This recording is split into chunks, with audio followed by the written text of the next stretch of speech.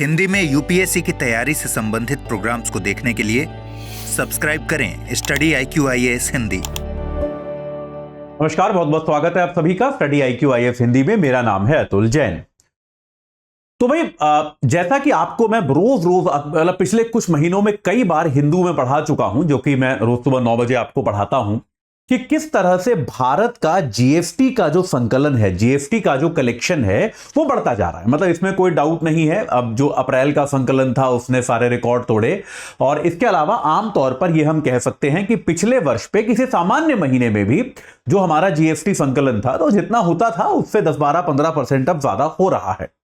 तो आमतौर पे क्योंकि अब जीएसटी संकलन काफी बढ़ गया है, तो इस बात की काफी उम्मीद जताई जा रही थी कि अब जो जीएसटी काउंसिल की बैठक होगी उसमें जीएसटी के प्रारूप और जीएसटी के परसेंटेजेस में सुधार किए जाएंगे। क्योंकि आप में से कई लोग व्यापारी वर्ग को बिलोंग करते होंगे, आपके माता पिता व्यापार करते होंगे, तो आप लोग इस बात को जानते होंगे कि जीएसटी अभी भी भारत में बहुत सरल और सुगम नहीं है। अभी भी जीएसटी की दरें जो हैं कई सारे क्षेत्रों में बहुत ज्यादा हैं, कई सारे क्षेत्रों में वो बहुत जटिल हैं कि आपको पता नहीं चलता जीएसटी कितना है कितना नहीं है। तो इतनी उम्मीदों के साथ जीएसटी काउंसिल की बैठक हुई थी, लेकिन परिणाम जो है जीएसटी काउंसिल का उतना कुछ फलदायक निकला नहीं। बहुत ही रूटीन जैसी मीटिंग हो गई। कुछ चीजों पे जीएसटी के परसेंटेज को बढ़ाया घटाया गया, थोड़ा बहुत सरलीकरण किया गया, इसमें कोई डाउट नहीं है।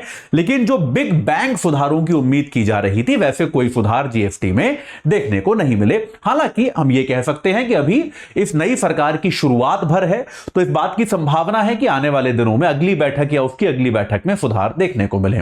तो इस जीएसटी परिषद की बैठक में क्या निर्णय लिए गए इसके बारे में मैं आपको बताऊंगा अगले 5-10 मिनट में। बहुत ज्यादा आपको रटने की आवश्यकता नहीं है कि किस चीज पर कितना परसेंटेज जीएसटी है वगैरह, ये सब आपको याद करने की आवश्यकता नहीं है, आपको पहले ही बता देता हूं। याद रखिएगा 26 तारीख से हमारा P2I बैच शुरू हो रहा है। एजे लाइव कोड लगा के आप 29,999 रुपए में उससे जुड़ सकते हैं। रोज 3 घंटे की live class, mentorship, daily practice questions, pre और मेंस के क्वेश्चंस का आपको रोज समाधान मिलेगा। और इसके अलावा जो है आपको 18 किताबें आपके घर पहुंचेंगी। अगर आप प्री क्वालिफाई करते हैं तो मेंस की तैयारी के लिए आपको हम दिल्ली बुलाएंगे। आपका रहना खाना पढ़ना सब कुछ इसी खर्चे में इंक्लूडेड होगा। तो आज ही आप एजे लाइव कोड लगा के इस बैच से जुड़ जाइए। चलिए, तो सबसे पहले तो आपको मैं यह बता दूं कि यह जीएसटी परिषद होती क्या चीज है। भाई देखो, आप सबको पता है जीएसटी के लिए संविधान में कुछ आर्टिकल जोड़े गए। तो जीएसटी के दरों इत्यादि का निर्धारण करने के लिए या फिर जीएसटी से जुड़े जो भी मुद्दे हैं उन पर इंपॉर्टेंट निर्णय लेने के लिए याद रखिएगा जीएसटी परिषद को एक संवैधानिक बॉडी की तरह शामिल किया गया है। यह एक संवैधानिक बॉडी है और संविधान के अनुच्छेद 279(1) 279(1) जो है वो इसका प्रावधान करता है। जीएसटी परिषद जो है वो भारत के संविधान के अनुसार बनी है, ये बात आपको याद रखनी है। कहीं पर भी आप इसको ऐसा मत कीजिएगा कि भाई ये ऐसे ही कोई स्टैट्यूटरी बॉडी है या कानून से बनी है। नहीं, ये संवैधानिक संस्था है। ठीक है, तो जीएसटी परिषद का जो एक निर्माण किया गया है वो भारत के संविधान के तहत किया गया है, ये बात आप याद रखिएगा। ठीक है, तो भाई ये जीएसटी परिषद 279(1) के तहत बनाई गई। इसकी अध्यक्षता जो है वो कौन करता है? भारत के वित्त मंत्री करते हैं। तो वर्तमान में निर्मला सीतारमण भी जो है, निर्मला सीतारमण जी इसकी अध्यक्षा हैं। तो भारत के वित्त मंत्री, ठीक है, वो इसकी अध्यक्षता करते हैं। इसके अलावा देश में जो भी वित्त राज्य मंत्री होते हैं वो इसके सदस्य होते हैं। और इसके अलावा राज्यों के आपके वित्त मंत्री या कोई प्रतिनिधि, हर राज्य का कोई ना कोई प्रतिनिधि इसमें शामिल होता है। ठीक है, ये आपको सिंपल सी बात याद रखनी है। तो इसमें भाई 1/3 वोटिंग अधिकार जो होता है वो केंद्र के पास होता है और बाकी 2/3 वोटिंग अधिकार जो होता है वो सभी राज्यों में वितरित होता है। ठीक है, तो एक तरह से, और कोई भी निर्णय जो होता है वो 75% बहुमत के साथ होता है। तो आप ये कह सकते हो कि केंद्र के पास वीटो इसमें होता है। केंद्र सरकार जो है उसकी इच्छा के बिना कोई भी निर्णय नहीं लिया जा सकता। जीएसटी परिषद की संकल्पना जो है वो इसी प्रकार से की गई है कि भाई अगर केंद्र सरकार किसी बात से, किसी मत से, किसी प्रस्ताव से सहमत नहीं है तो उसको पारित नहीं किया जाएगा। इस तरह से ये जीएसटी परिषद की संकल्पना में शामिल है। यह छोटी सी बात आपको याद रखनी है। अब मैं आपको सीधा एक मनी कंट्रोल के आर्टिकल पे ही ले चलता हूं और उसी आर्टिकल से आपको बता देता हूं कि इस बार की बैठक, पहले आपको बताया था इस बार की बैठक में उम्मीद क्या थी, क्या हुआ, वो कोई बहुत बड़ी बात नहीं है। देखिए, कई सारे जीएसटी को लेकर विवाद है। जीएसटी को लेकर भारत में अभी भी एक विवाद जो है वो ये है कि हमारे यहां करों की दरें जो हैं वो ज्यादा हैं, कर दरों की संख्या, जो कुल स्लैब्स हैं वो ज्यादा हैं। ये उम्मीद थी कि एक बड़ा सुधार ये है कि ये जो है इसको कम किया जाएगा, लेकिन ऐसा नहीं किया गया। एक ऑनलाइन गेमिंग, आप लोगों ने सुना होगा, मैंने ही पढ़ाया था कुछ महीने पहले, ऑनलाइन गेमिंग पर जो कुल कितने का बेट लगता है उस पर 28% जीएसटी जो है लगाया गया था, जिसको लेके इंडस्ट्री में काफी नाराजगी थी। तो ऐसा माना गया था कि भाई इस पर भी जीएसटी जो है वो कम किया जाएगा या इसको जो है कुछ रैशनलाइज किया जाएगा, लेकिन ऐसा भी कुछ नहीं किया गया।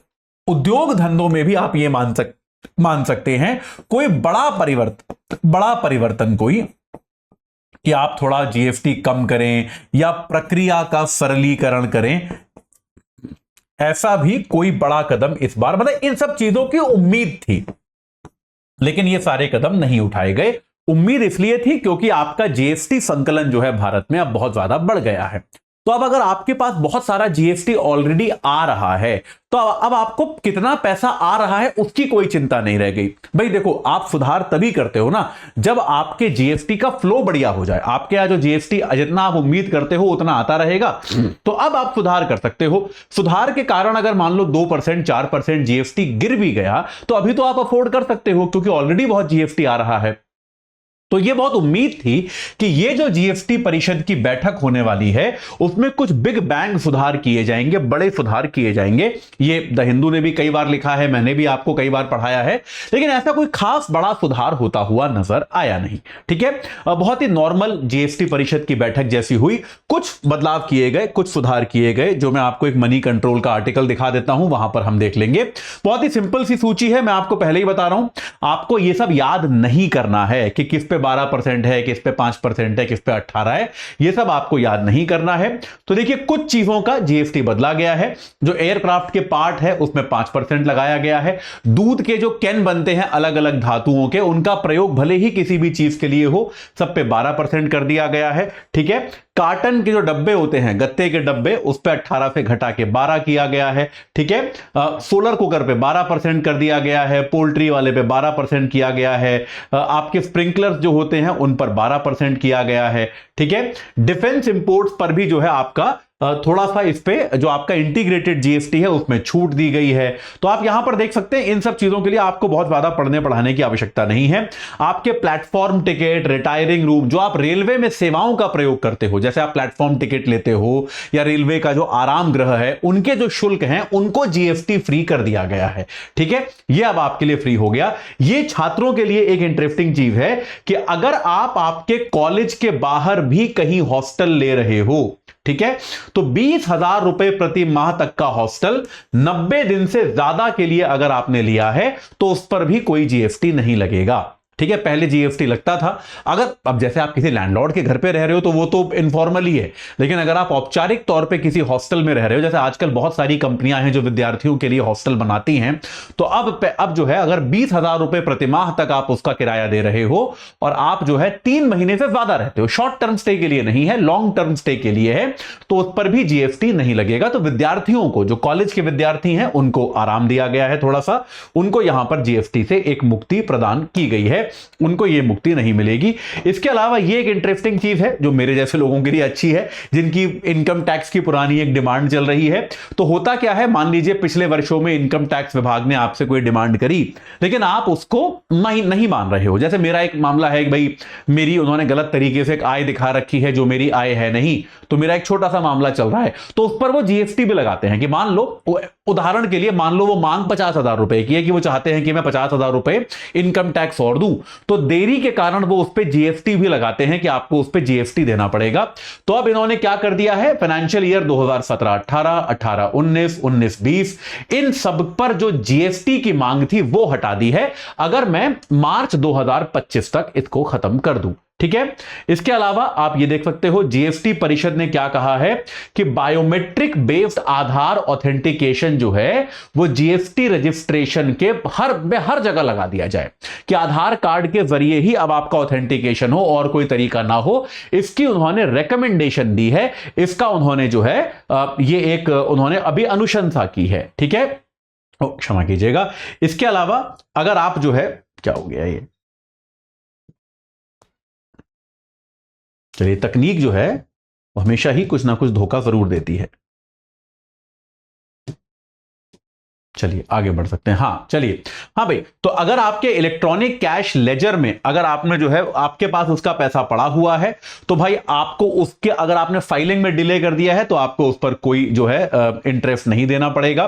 तो इस तरह की काफी सारी चीजें जो है उन्होंने परिवर्तित की हैं, आप देख सकते हैं। लेकिन इसमें अभी भी वही है कि जीएसटी की पूरी प्रक्रिया में जो बड़े सुधारों की हमको उम्मीद थी कि बहुत विस्तृत तरीके के कुछ सुधार किए जाएंगे, अभी भी वो नहीं किए गए हैं। अभी के लिए कम से कम वो नहीं किए गए हैं। लेकिन इसमें मैं सरकार को थोड़ा सा संदेह का लाभ जरूर देना चाहूंगा कि क्योंकि अभी ये सरकार नई बनी है तो शायद वो अभी और चर्चाओं की इसमें आवश्यकता होगी, और चर्चाओं के साथ अपने बजट प्रस्तुत करने के बाद जब जीएसटी परिषद की बैठक होगी तो मुझे लगता है कि कुछ ना कुछ बड़े सुधार जीएसटी में किए जाएंगे। लेकिन अभी के लिए जीएसटी में जो परिवर्तन, जो सुधार हैं, उनको हम बहुत ही फौरी, बहुत ही ऊपरी सुधार हम कह सकते हैं। ठीक है, इसमें कोई भी परिवर्तन होता है तो उनके बारे में मैं आपको निश्चित तौर पे बताऊंगा। अभी के लिए इतना ही। आप व्यक्तिगत तौर पे जीएसटी में क्या सुधार चाहेंगे? आप में से कई लोग होंगे जिनको जीएसटी का अनुभव होगा। आप जीएसटी में क्या परिवर्तन, क्या सुधार चाहेंगे, ये आप एक बार मुझे कमेंट सेक्शन के माध्यम में जरूर बताइए। इस चर्चा से जुड़ने के लिए आप सभी का बहुत बहुत धन्यवाद। हिंदी में यूपीएससी की तैयारी से संबंधित प्रोग्राम्स को देखने के लिए सब्सक्राइब करें स्टडी IQ IAS हिंदी।